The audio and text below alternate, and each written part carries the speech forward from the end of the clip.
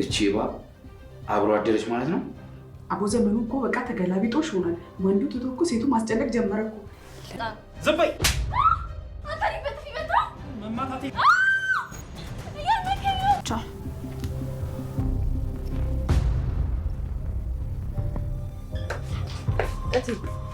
ሻይ ፈልቷል።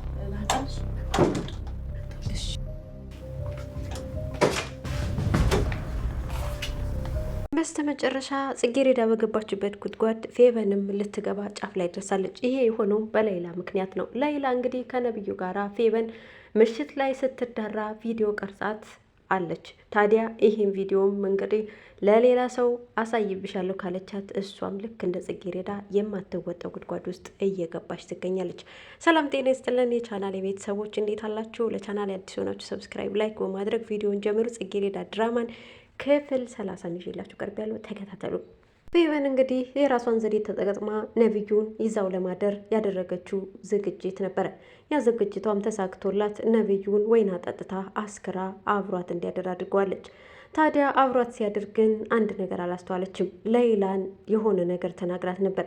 ሌላ ደግሞ ያንን ለመበቀል ዛሬ የሆነ ትልቅዬ ነገር አድርጋለች። እሱም በስልኳ ቪዲዮ ቀርጻቸዋለች። ታዲያ ይህንን ነገር ሳታስተውል ፌቨን እሷ ያሰበችው ከነብዩ ጋር ማደሯን ብቻ ነበር። ግን አዲስ ነገር ተፈጠረ።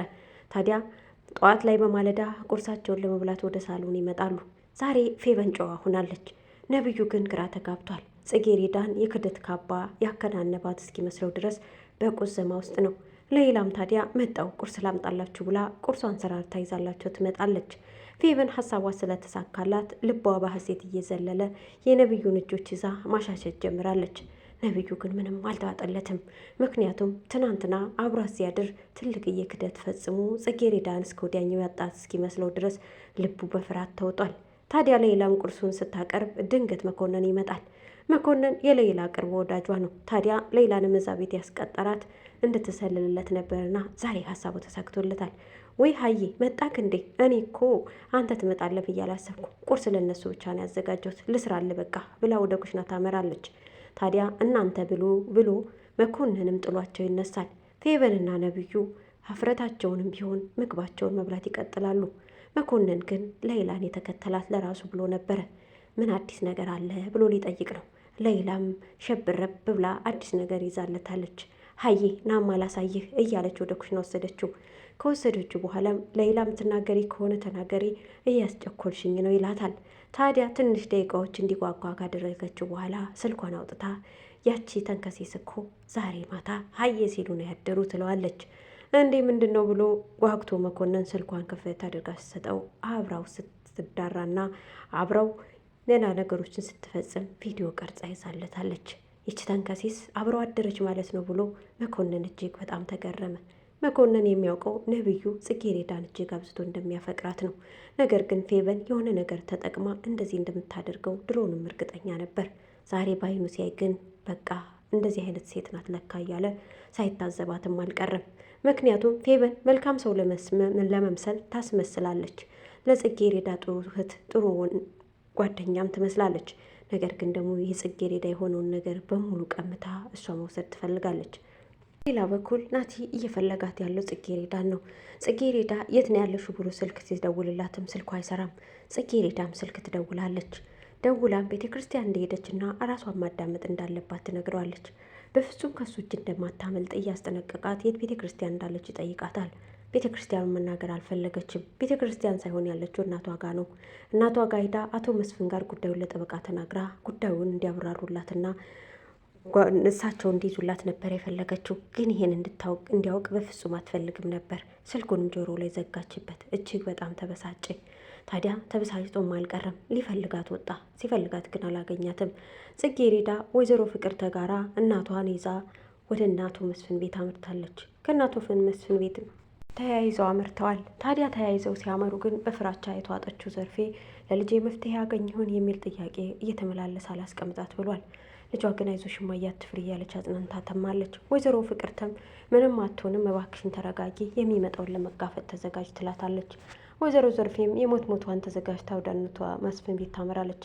ከእናቷ መስፍን ቤት ግን ሂደው በሩን ሲያኳኩ በሩን የከፈተችው አስመሳይዋ ፌቨን ነበረች። እናቷ ወይዘሮ ፍቅርተም ፌቨን እዛ ቤት ማደሯን በፍጹም አታውቅም ነበር። ግራ ተጋባች። ጽጌረዳ ለእሷ አዲስ አልሆነባትም። ማስመሰሏ የተለመደ ነውና ማስመሰሏን ለራሷ ትታላት ወደ ውስጥ ይገባሉ። ወደ ውስጥ ሲገቡ ነብዩ አብሮ ቁርስ እየበላ ነበረ። ግርር ብሎ ደንግጦ ተመለከታቸው።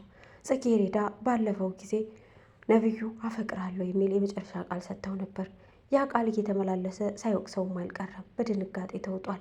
ታዲያ እንዲህም አለ፣ እኔ ግን ይሻለኛል ብሎ ተነስቶ አባቷን ሊጠራላት ይወጣል።